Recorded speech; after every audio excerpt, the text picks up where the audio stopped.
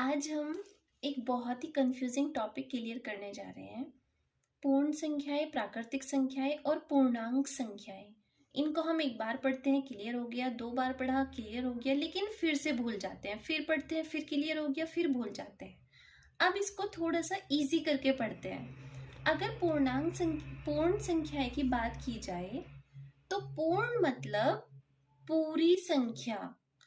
अब जैसे कि हम संख्या स्टार्ट करते हैं, जब हम कोई गिनती शुरू करते हैं, हम करते हैं गिनती 1 से शुरू, 1 2 3 4 एंड सो ऑन।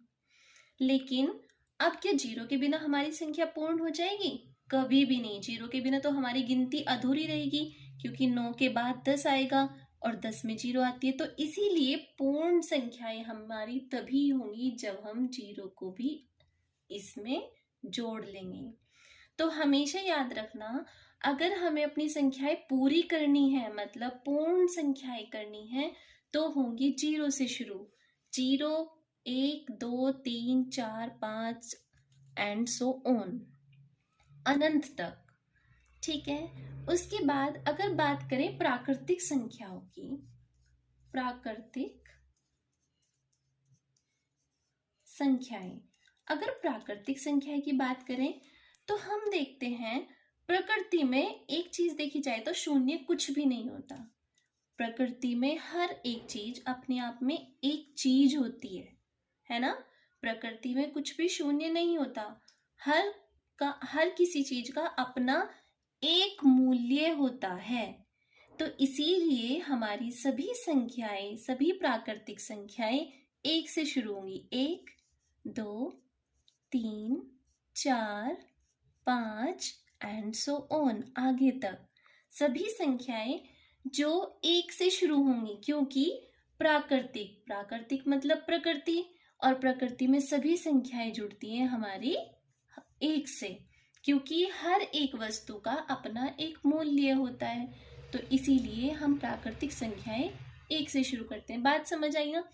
पूर्ण संख्याएं तो हमारी जीरो के बिना कोई भी संख्याएं पूर्ण नहीं हो सकती, तो इसीलिए सबसे पहले हम लेंगे जीरो।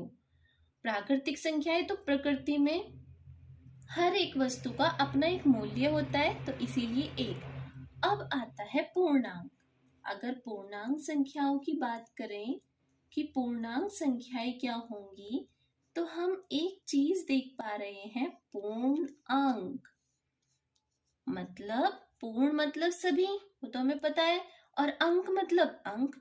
इसका मतलब है हमें जितने भी प्रकृति में अंक होते हैं, जितने भी अंक हैं, सभी के सभी अंकों को ले लो। अब अंक हमारे पास दो ही तरह के होते हैं संख्याएं, या तो धनात्मक या ऋणात्मक, या तो प्लस वाले या माइनस वाले। तो पूर्णांक संख्याओं में आ जाएंगे सभी संख्याएं, माइनस से शुरू होकर -4 -3 -2 -1 0, फिर धनात्मक में चल जाएगी 1 2 3 एंड सो ऑन। इधर ऋणात्मक संख्याएं, इधर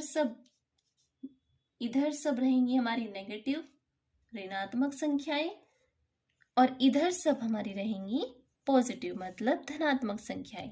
तो पूर्ण अंक मतलब, पूर्ण मतलब सभी, अंक मतलब अंक, जितने भी अंक होते हैं, चाहे वो अब इंसान होते हैं, पूर्ण इंसान, कोई पॉजिटिव कोई नेगेटिव। इसी तरह अंक कुछ पॉजिटिव होते हैं, कुछ नेगेटिव, और कुछ इंसान न्यूट्रल भी होते हैं। तो वही है हमारा जीरो।